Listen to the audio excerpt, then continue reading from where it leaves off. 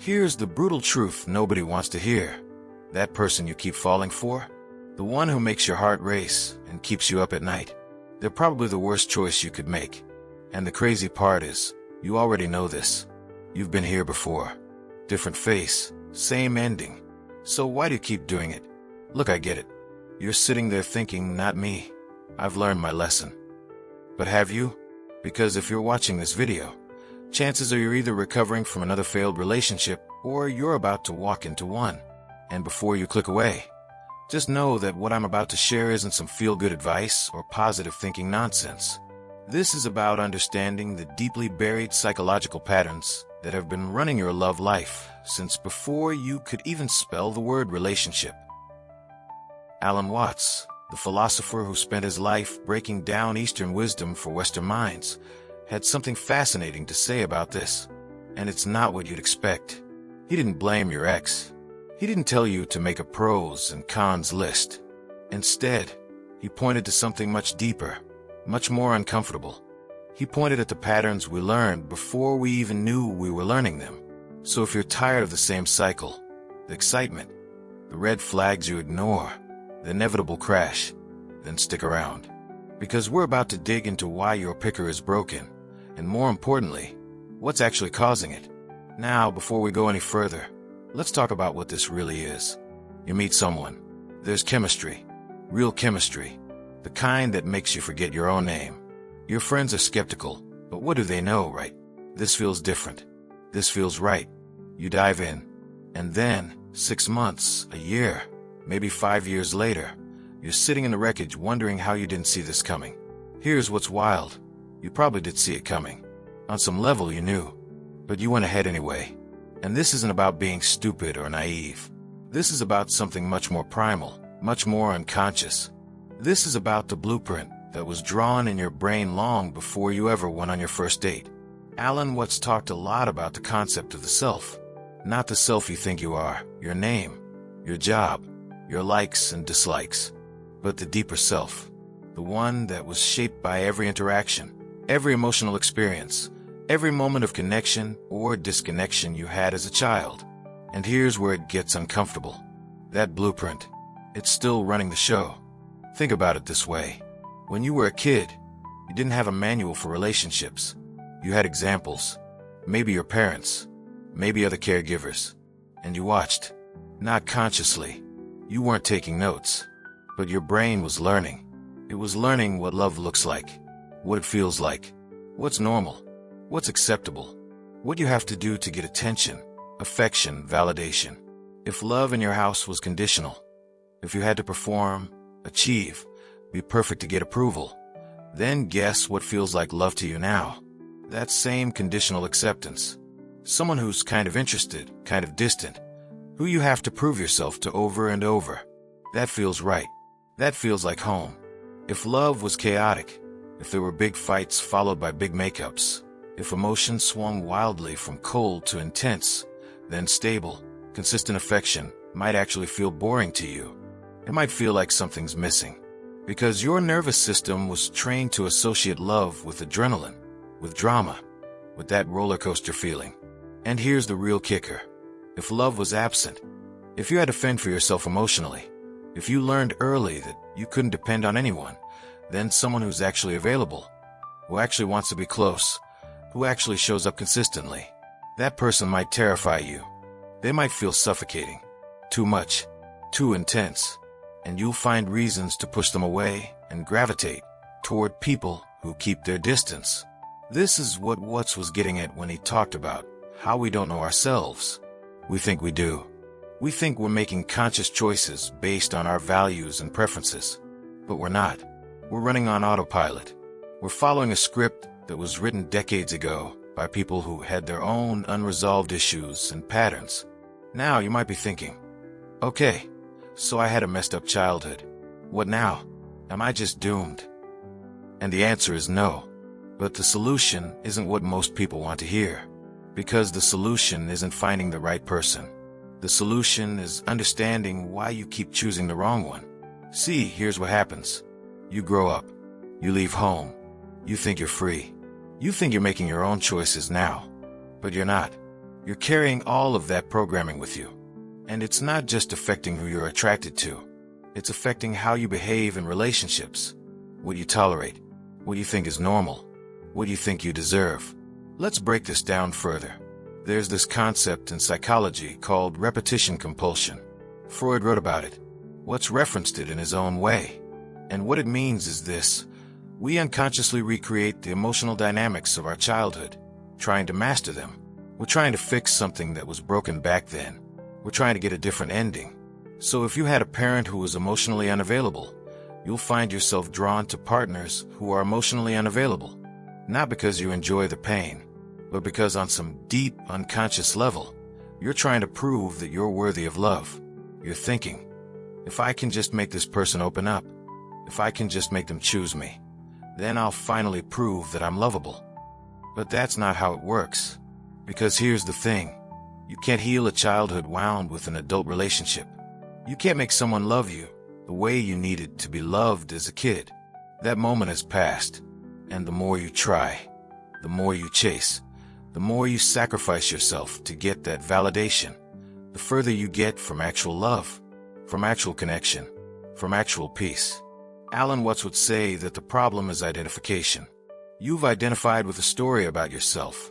A story that says, I'm not enough, or I'm too much, or I'm only valuable if I'm needed, or I have to earn love.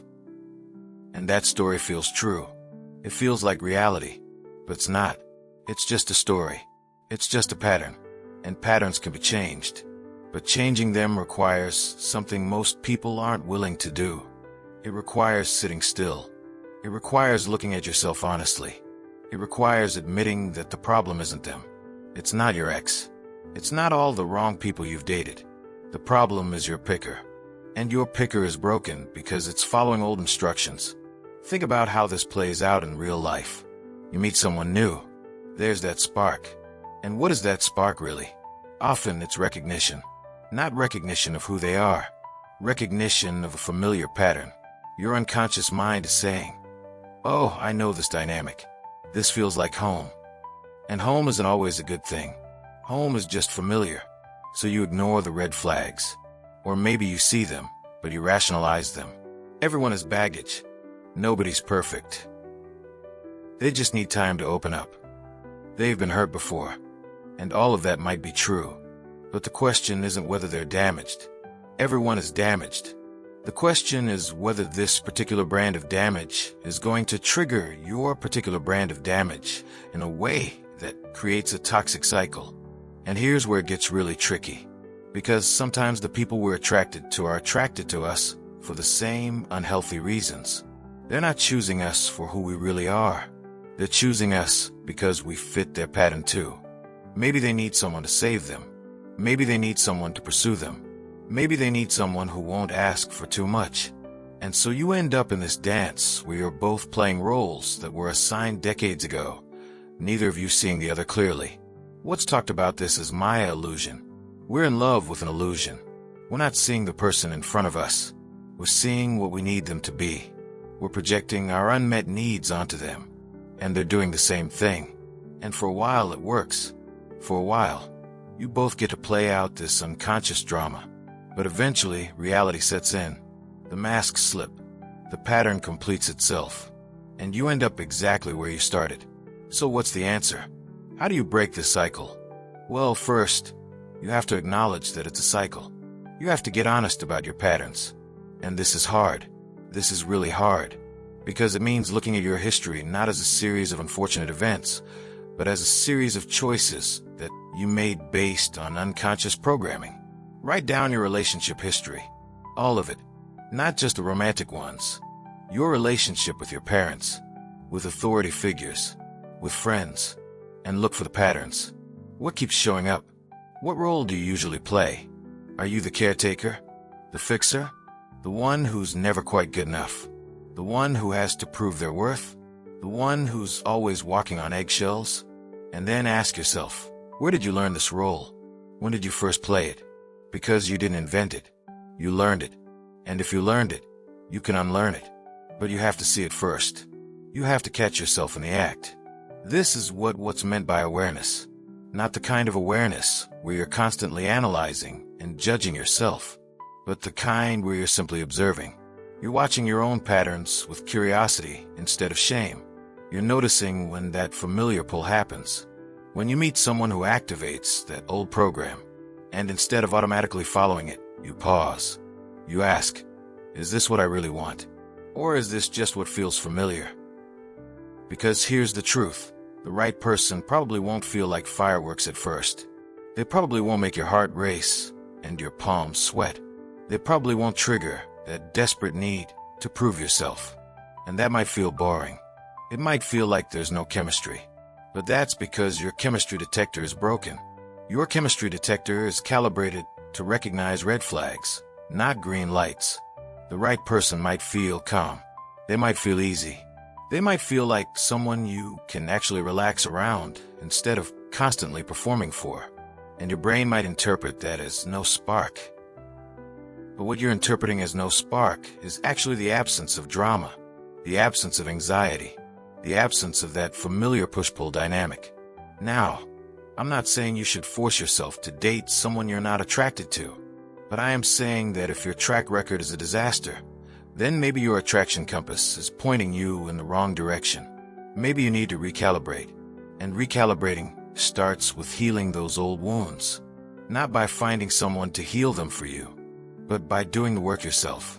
By reparenting yourself.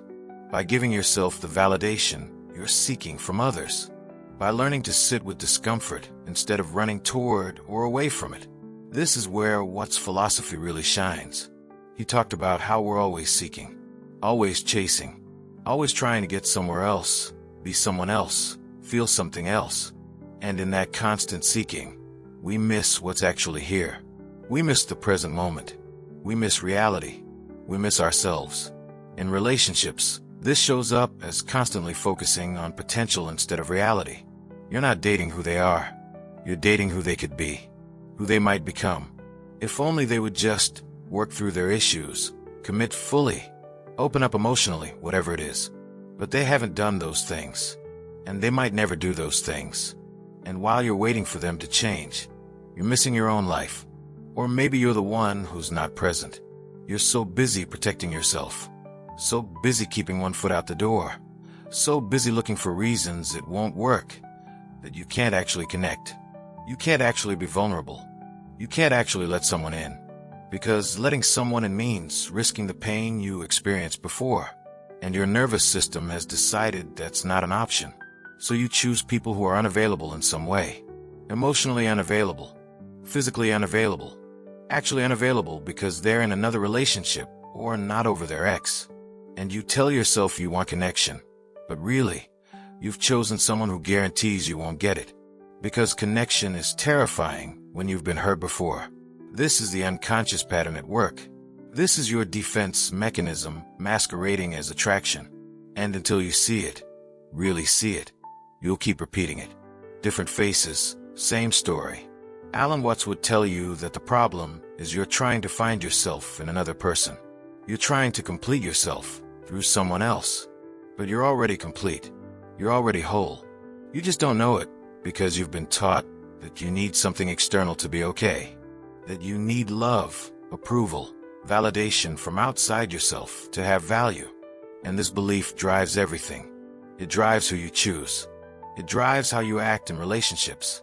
It drives what you tolerate and what you think you deserve. And as long as that belief is running the show, you'll keep choosing people who reinforce it. People who make you feel like you have to earn their love. People who keep you in a state of anxiety and uncertainty. Because that's what feels real to you. Breaking free means questioning that fundamental belief. It means asking, what if I don't need anyone else to be complete? What if I'm already enough? And sitting with that question, not trying to force yourself to believe it, but genuinely exploring it. Seeing what comes up when you consider the possibility that you're already worthy of love just as you are.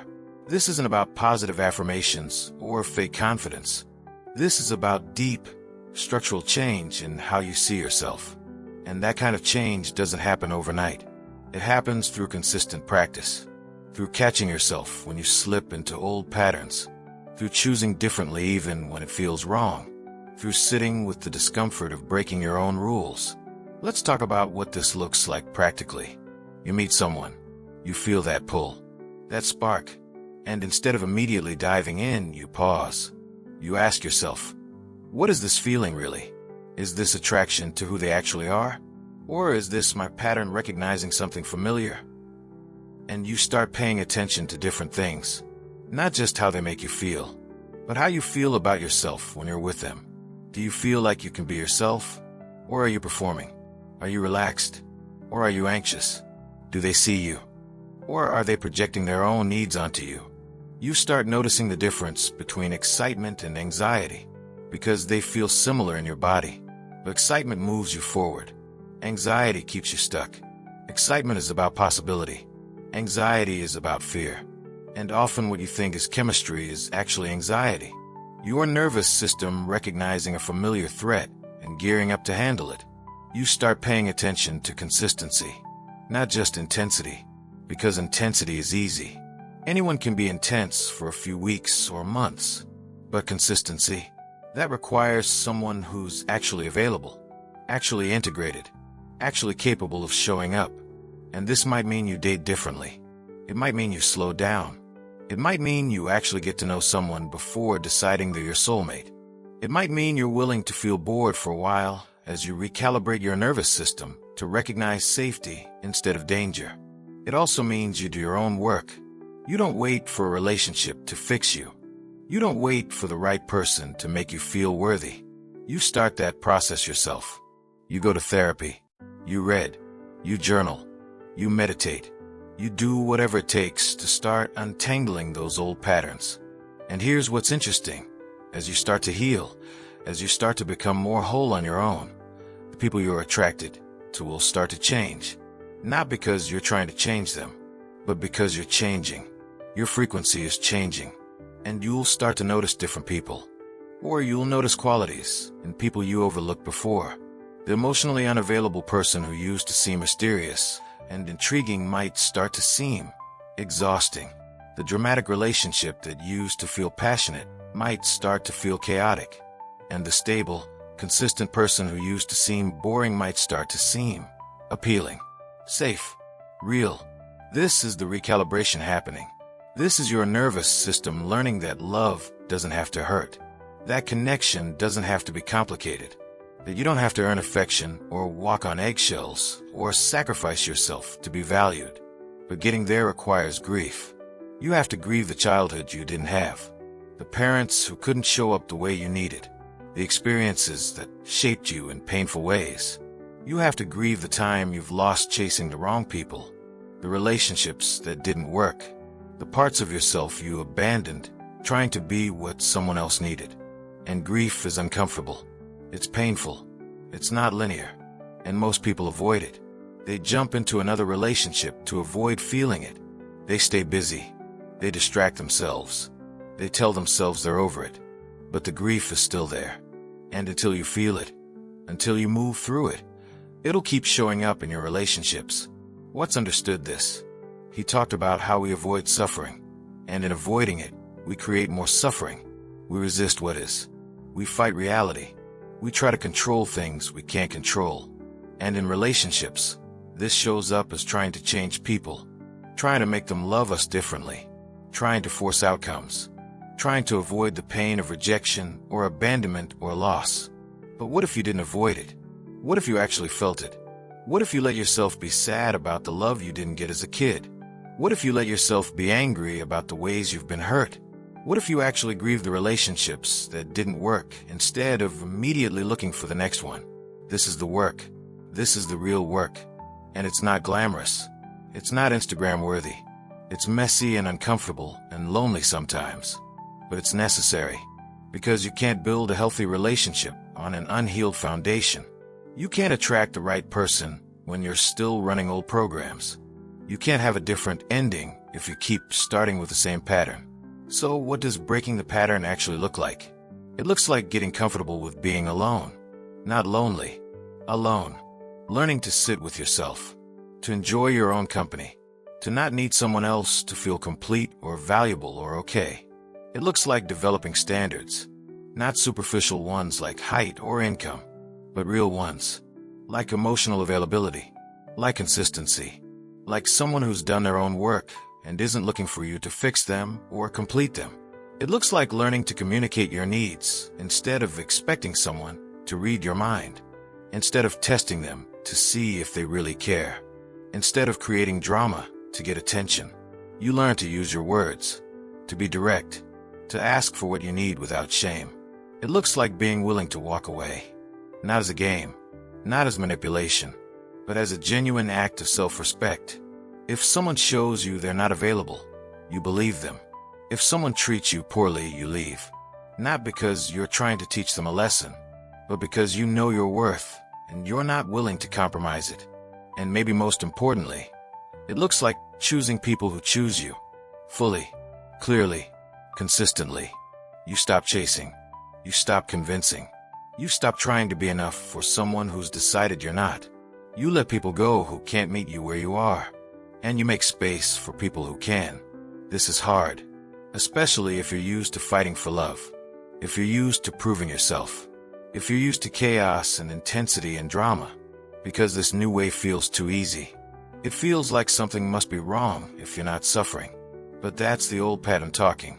That's the voice that was trained to associate love with pain. Real love, healthy love, is actually pretty boring from the outside. It's consistent. It's stable. It's two people who've done their work showing up for each other day after day. It's not a roller coaster. It's not fireworks every day. It's a slow burn. It's partnership. It's someone who sees you and chooses you and keeps choosing you even when it's not exciting. And getting to that point requires you to do something radical. It requires you to stop blaming your exes. Stop blaming your parents.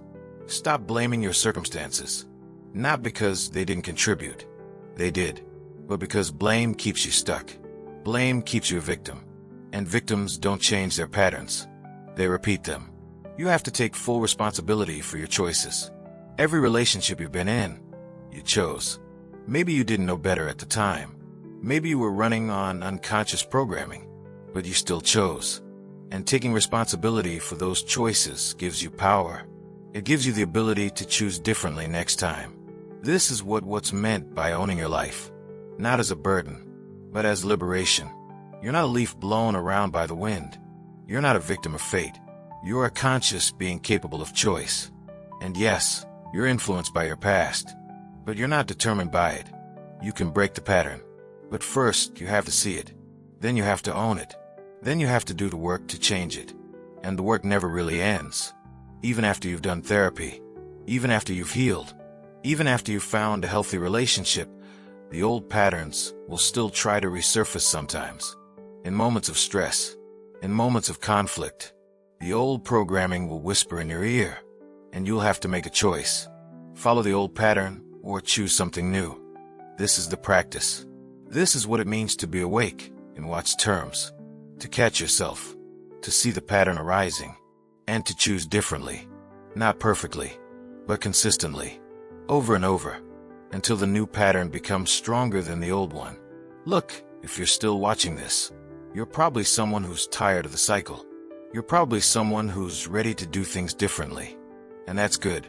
That's the first step. Awareness. Admitting that what you've been doing isn't working. The next step is getting honest about your patterns. Really honest. Not blaming. Not justifying. Just observing. What keeps showing up in your relationships? What role do you play? Who are you attracted to and why? When you look back at your past relationships, what's the common thread? And then the hard part. The work. The therapy. The journaling. The sitting with discomfort. The learning to be alone. The grieving. The changing. The choosing differently even when every part of you wants to follow the old pattern. It's not fast. It's not easy. But it's worth it. Because the alternative is spending the rest of your life repeating the same painful cycle. Different faces, same story. And you deserve better than that. Not because you're special, but because everyone deserves to be loved in a way that doesn't hurt. Everyone deserves a relationship that feels safe and stable and real. And you can't control who other people are. You can't fix them, or change them, or make them ready. But you can do your own work.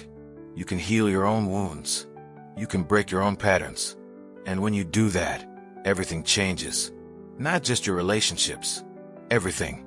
Because the pattern you're running in romantic relationships, it's probably showing up everywhere. In friendships, at work, in how you treat yourself. And healing one area creates ripples everywhere else. This is the deeper truth that what's pointed to. It's all connected. Your relationship with others is just a reflection of your relationship with yourself. And your relationship with yourself is a reflection of what you learned about yourself early on. And all of it can change, not by denying the past or pretending it didn't happen, but by seeing it clearly and choosing something different now. You're not doomed to repeat your parents' mistakes. You're not destined to keep choosing the wrong people. You're not broken beyond repair. You're just running old software. And software can be updated, but you have to be willing to look at the code, to see what's not working, and to rewrite it line by line. That's what this is really about. Not finding the right person. Finding yourself, knowing yourself, healing yourself, and then, from that place of wholeness, being able to actually connect with another whole person. Not to complete each other, but to share the journey, to grow together, to build something real.